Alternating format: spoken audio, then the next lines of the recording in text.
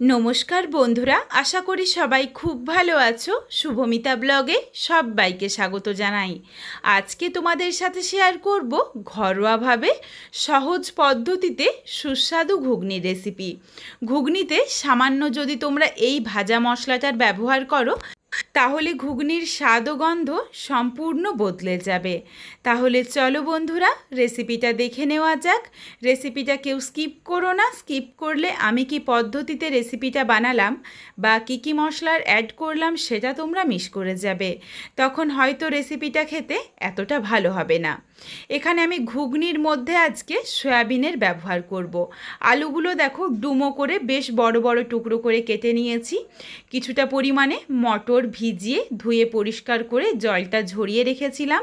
সারা রাত্রি ভিজিয়ে রেখে দিয়েছিলাম মটরটা। কিছুটা পরিমাণে বড় সয়াবিন নিয়েছি। সয়াবিনটা ভালোভাবে গরম জলের মধ্যে 1 ফুট ফুটিয়ে নিয়ে নর্মাল টেম্পারেচারের জল দিয়ে একবার ধুয়ে ভালোভাবে জলটা চিপে নিয়েছি। এইভাবে যদি একটু সয়াবিনটাকে ফুটিয়ে নিয়ে ধুয়ে নেওয়া হয় তাহলে কিন্তু সয়াবিনের যে একটা গন্ধ আছে সেটা একদম চলে যায়, খেতেও বেশ ভালো লাগে। এখানে আমি সয়াবিন দিলাম। যারা সয়াবিনটা খেতে পছন্দ করো না তারা চাইলে বাদ দিয়ে নিও। তাছাড়াও তোমরা চাইলে এখানে মাংস ব্যবহার করতে পারো বা চর্বিও ব্যবহার করতে পারো। এখানে দেখো আমি প্রথমেই ভেজানো মটরটা নিয়ে নিয়েছি প্রেসার কুকারের মধ্যে, তারই সাথে আলুটাও দিয়ে দিয়েছি। দিয়ে দিলাম খুবই সামান্য একটু সর্ষের তেল, স্বাদ অনুযায়ী লবণ আর অল্প পরিমাণে হলুদের গুঁড়ো। এরপর কিছুটা পরিমাণে জল দেব আর এখানে আমি 2টো পাকা লঙ্কাও দিয়ে দিচ্ছি। তোমরা চাইলে কাঁচা লঙ্কাও দিয়ে নিতে পারো। এখানে কাঁচা লঙ্কাগুলোই পেকে গেছে। অল্প পরিমাণে জল দিয়ে প্রেসার কুকারটা আমি হুইসেল দিয়ে নিচ্ছি। এখানে তোমরা যেমন মটর সেদ্ধ খেতে পছন্দ করো সেই বুঝে হুইসেল দিয়ে নিও। এক একটা প্রেসার কুকারের কিন্তু এক এক রকমের সময় লাগে সেদ্ধ হতে, বা প্রত্যেকে সমান সেদ্ধ খেতে পছন্দ করে না। কেউ মটরটা একটু শক্ত খেতে পছন্দ করে, আবার কেউ একটু নরম। এই জন্যই আমি আর কটা হুইসেল দিলাম তোমাদের না বলেই। তোমরা তোমাদের পছন্দ মতো সেদ্ধ করে নিও। কড়াইয়ের মধ্যে 2টো শুকনো লঙ্কা আগে ভেজে নিয়েছিলাম। তারপর বড় চামচের 1 চামচ পরিমাণে গোটা জিরে দিয়ে নাড়াচাড়া করে হালকা করে ভেজে তুলে রেখেছি। এটা ঠান্ডা হয়ে যাক, তারপর গুঁড়ো করব। এইদিকে কড়াইয়ের মধ্যে অল্প পরিমাণে সরষের তেল গরম করে প্রথমে সয়াবিনগুলো দিয়ে দিয়েছি। সয়াবিনের স্বাদ অনুযায়ী দেব লবণ আর সামান্য একটু হলুদের গুঁড়ো। লবণ হলুদ দিয়ে সয়াবিনটা হালকা লালচে রং ধরিয়ে ভেজে নেব। খুব বেশি ভাজার কিন্তু দরকার নেই। তবে এখানে আমি বড় সয়াবিনের ব্যবহার করেছি, তোমরা চাইলে কিন্তু ছোট সয়াবিনটাও দিতে পারো। নাড়াচাড়া করে দেখো হালকা করে সয়াবিনটা ভেজে নিলাম। চলো এরপর সয়াবিনটা নাবিয়ে রেখে দিই। সয়াবিনটা নাবিয়ে রেখেছি আর কড়াইয়ের মধ্যে আবারও কিছুটা পরিমাণে সর্ষের তেল দিয়ে নিয়েছি। রান্নাটা আমি চেষ্টা করব যতটা সম্ভব কম তেলের মধ্যে করা যায়। তেলের পরিমাণটা তোমরা তোমাদের পছন্দ মতো বাড়িয়ে বা কমিয়ে নিতেই পারো। তেল খুব ভালোভাবে গরম হয়ে গেছে। প্রথমে আমি 1/2 চামচ পরিমাণে চিনি দিয়ে দিয়েছি। চিনিটা একটু গলে গিয়ে ক্যারামেল হয়ে গেলে তারপর এখানে আমি ফোড়নে দিচ্ছি তেজপাতা, শুকনো লঙ্কা আর সামান্য একটু গোটা জিরে। নাড়াচাড়া করে ফোড়নটা ভেজে নিলাম। এরপর দিয়ে দিচ্ছি কিছুটা পরিমাণে পেঁয়াজ কুচি। এখানে কিন্তু আলু বা মটরের পরিমাণ বেশ অনেকটা রয়েছে, সেই অনুযায়ী মশলাটা কিন্তু আমি একটু কমই দিচ্ছি।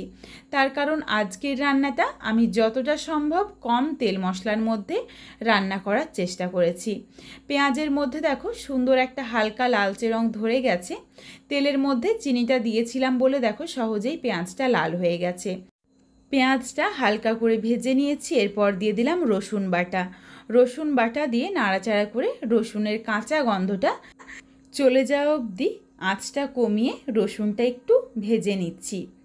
রসুনের কাঁচা গন্ধটা একদমই চলে গেছে আর কালারটা দেখো বেশ অনেকটা চেঞ্জ হয়ে গেছে।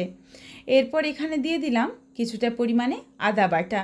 এখানে কিন্তু মশলাগুলো একদম মিহি করে বেটে নিয়েছি আর মশলাটা জল দিয়ে বাটা রয়েছে, এই জন্য কিন্তু মশলার পরিমাণটা যতটুকু মনে হচ্ছে ততটা কিন্তু নয়। এখানে সামান্য একটু হলুদের গুঁড়ো দিয়ে দিলাম যাতে ছিটকে গায়ের মধ্যে না আসে। আর এখানে দিয়ে দিচ্ছি ঝালের পরিমাণ অনুযায়ী লঙ্কার গুঁড়ো। এখানে কিন্তু আমি কাশ্মীরি রেড চিলি পাউডারের ব্যবহার করিনি, তোমরা চাইলে দিতে পারো। লঙ্কার গুঁড়ো দিয়ে ভালোভাবে মিশিয়ে নিয়ে দিয়ে দিলাম মাঝারি সাইজের একটা টমেটো কুচি। টমেটো দিয়ে নাড়াচাড়া করে ভালোভাবে মশলাটা কষিয়ে নিচ্ছি, আর সামান্য একটু জল দিয়ে দিচ্ছি, কারণ একটু শুকনো শুকনো হয়ে গিয়েছিল, আর এখানে গুঁড়ো মশলাগুলোও রয়েছে, নইলে এটা পুড়ে যেতে পারে। তেলের পরিমাণ অল্প রয়েছে, এই জন্য সামান্য একটু জল দিয়ে এরপর সময় নিয়ে কষিয়ে নিয়েছি।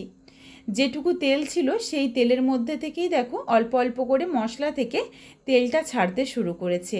আর এইদিকে দেখো মশলাটা আমি বেশ মিহি করে গুঁড়ো করে রেখেছি, যেই মশলাটা ভেজে নিয়েছিলাম। টমেটোটা সুন্দরভাবে গলে যাওয়া অবধি অপেক্ষা করব। টমেটোটা দেখো ভালোভাবে নরম হয়ে গেছে। এখানে আমি যাতে মশলাটা পুড়ে না যায় এই জন্য আবারও সামান্য একটু জল দিয়েছিলাম। তারপর দিয়ে দিলাম সেদ্ধ করে রাখা মটর আর আলু। এটা দিয়ে নাড়াচাড়া করে মিশিয়ে নিচ্ছি। এখানে আমি আবারও প্রায় 2-3টে কাঁচা পাকা লঙ্কা দিয়ে দিলাম। গোটায় দিয়েছি, এগুলো কিন্তু আর চিড়ে দিইনি, নইলে ঝালের পরিমাণটা বেশি হয়ে যেতে পারে। তোমরা যেমন ঝালটা খেতে পছন্দ করো সেই বুঝে ঝালটা দিয়ে নিও। যেই আলুগুলো ডুমো করে কেটেছিলাম, আলুগুলো দেখো সুন্দরভাবে সুসেদ্ধ হয়ে গেছে। আলুগুলোকে খুন্তিতে করে একটু চেপে চেপে ভেঙে নিচ্ছি, তাহলে ঝোলটা বেশ একটু মাখো মাখো হবে, খেতেও বেশ ভালো লাগবে। এখানে তোমরা যেমন ঘন ঝোল খেতে পছন্দ করো সেই বুঝেই কিন্তু আলুটা ভেঙে নিও। তবে এত বড় বড় আলু ভালো লাগবে না বলেই কিন্তু প্রত্যেক কটা আলুকেই একটু আধ ভাঙা করে নিতে হবে, যাতে ঘুগনির ঘনত্বটাও বেশ অনেকটা হয় আর খেতেও বেশ ভালো লাগে। কিছুটা পরিমাণে জল দিয়ে দিলাম। এখানে তোমরা যেমন ঝোল খেতে পছন্দ করো সেই বুঝে জলটা দিয়ে নিও। তবে এখানে আমি জলের পরিমাণটা একটু বেশি দিলাম, তার কারণ সয়াবিনের মধ্যে এখনও বেশ কিছুটা পরিমাণে জল টেনে নেবে। জলটা যখন খুব ভালোভাবে ফুটে উঠবে তারপর দিয়ে দিলাম ভেজে রাখা সয়াবিন। সয়াবিন দিয়ে নাড়াচাড়া করে মিশিয়ে নিয়েছি, আর বেশিক্ষণ সময় লাগবে না রান্নাটা হতে। দিয়ে দিলাম স্বাদ অনুযায়ী অল্প একটু লবণ দিয়ে ভালোভাবে মিশিয়ে নিয়েছি। রেসিপিটা দেখো প্রায় রেডি হয়ে গেছে। সয়াবিন দেওয়ার পর প্রায় মিনিট 3-4 সময় নিয়ে একটু ফুটিয়ে নিয়েছি। নাবিয়ে নেওয়ার আগে এরপর দিয়ে দিলাম কিছুটা পরিমাণে ফ্রেশ ধনেপাতা কুচি।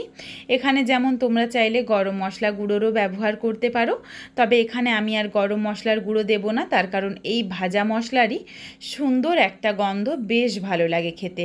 ধনেপাতা কুচি দেওয়ার পরই দিয়ে দিয়েছিলাম ভেজে রাখা মশলা। রেসিপিটা দেখো একদম রেডি হয়ে গেছে, আর বেশিক্ষণ ফোটানোর দরকার নেই। মশলা আর ধনেপাতা দিয়ে নাড়াচাড়া করে মিশিয়ে নিয়েছি। এরপর চলো রেসিপিটা নাবিয়ে নিই। দেখতে দেখো কতটা সুন্দর হয়েছে, আর এই এতটা ঘুগনির মধ্যে কিন্তু আমি খুবই কম তেল মশলার ব্যবহার করেছি। বন্ধুরা, ঘুগনি তো তোমরা বাড়িতে অনেকভাবে বানিয়েছো, তবে একবার হলেও এইভাবে সয়াবিন দিয়ে আর ভাজা মশলা দিয়ে ঘুগনিটা বানিয়ে দেখো। তারপর আমায় কমেন্ট করে জানিও রেসিপিটা তোমাদের কেমন লাগলো। রেসিপিটা তোমাদের যদি ভালো লাগে তাহলে লাইক করো, শেয়ার করে বন্ধুদের দেখার সুযোগ করে দিও। তোমরা যদি আরও এই ধরনের ঘরোয়া রেসিপি পেতে চাও তাহলে অবশ্যই আমার চ্যানেলটিকে সাবস্ক্রাইব করে পাশে থাকা বেলটি অন করে অল নোটিফিকেশান অন করে দিও, যাতে আমার প্রত্যেকটা রেসিপির নোটিফিকেশান সবার প্রথমে তোমাদের কাছে পৌঁছে যায়। অবশ্যই আমার চ্যানেলটিকে হাইপ করে দিও, যাতে আমি আরও এগিয়ে যেতে পারি, তোমাদের সাথে আরও নিত্য নতুন ঘরোয়া রেসিপি শেয়ার করতে পারি। পুরো ভিডিওটা দেখার জন্য অনেক অনেক ধন্যবাদ। তাহলে আজকে আসি, সবাই ভালো থেকো, সুস্থ থেকো। শীঘ্রই দেখা হচ্ছে কিন্তু নতুন কোনো এক রেসিপির সাথে।